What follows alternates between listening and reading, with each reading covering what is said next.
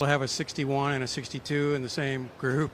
Yeah. How did it feel to be kind of riding that wave and then the hole in one? Yeah, I mean, it was. I was hurting my head trying to figure out what our best ball was, but I think it was 57, which is pretty good.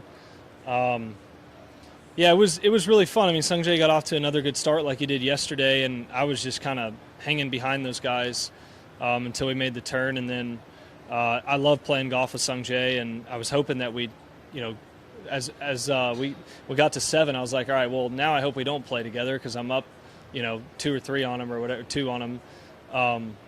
But you're feeding off each other, right? There's just a lot of good golf going on. Chris ended up closing out really well too, and then he hit one of the most beautiful. That was one of the prettiest hole-in-ones I've ever seen. Prettier than anyone I've ever made. I mean, it's 222, and he just hit this. His wind's off the left to a left pin. It's like you're not. I mean, there's only a few people that would land that left of it on purpose. He might be one of them, and he just hit this, just perfect 5-iron that held the breeze and came down and went in like a putt, breaking left to right. I mean, it's just from that distance, that club. I'm like, Sungjae, there was all these other par 3s were way easier to make a hole-in-one on than that one, and then he obviously closed out with an eagle on the last to make our chances of playing together hard for tomorrow, but maybe Sunday. You mentioned over there you feel as good as you have in 9 years.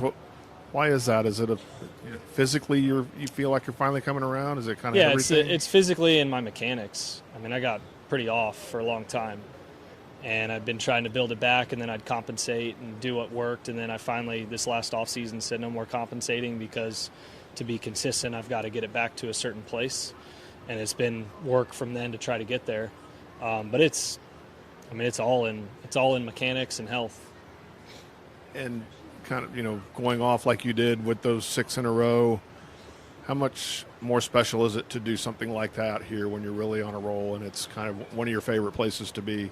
It's just nice to it's nice to capitalize, right? Like we play the hole, and you got a wedge in your hand, you got a shot that you see that and you're kind of thinking, I should make birdie here, and it's just nice to do it, right? And I mean, just a lot of it just comes down to knocking in putts, and it felt good. I had a lot of family out today too, and I certainly have that tomorrow, and my kids will make an appearance this weekend, which will be fun because they don't come out very often. So I got to kind of see nieces and nephews in the crowd, and it's not a normal week, and it's fantastic. It's now that our families have grown and stuff, you get the little kids coming out, and it makes it even better.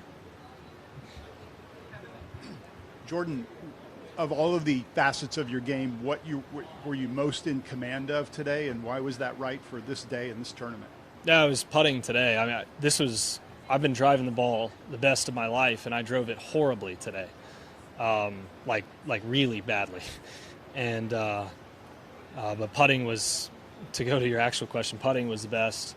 I felt fluid with it. I felt like I in what I've been trying to do, I've been trying to put it all together, and I know what needs to happen, but putting it all together into a fluid stroke and then being able to be outwardly focused has been the goal. And I felt like last night I did a really good job out here of that being the goal, find that, and then carry it into this morning, and then trust it on the course. And I just, frankly, I mean, I've been telling Michael for a while, I just feel like one lips in instead of lips out, and I feel like the lid comes off. And I lipped out a few yesterday. I had one on number 10 go across the lip today, but then the one on number 1 could have been short and fell in. It's like, oh wow, there is a hole there. And sometimes I've certainly shown that I can get streaky with it, and was able to kind of get on the right side of that today.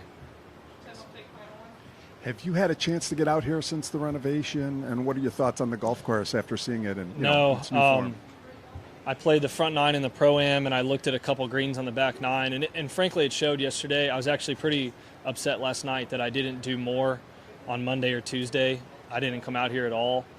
4th week in a row and 13th out of 16, thinking, but with a new golf course, if you're going to play the tournament, you got to get prepared.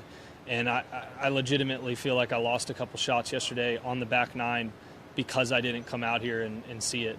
And that was eating at me a little bit last night, because I'm like, why would you play if you're not going to prepare the right way? And luckily, today was I still haven't even seen the 11th green, but I had a tap in today, and yesterday we were on the back right, and I was chipping and all that. But I think it's awesome.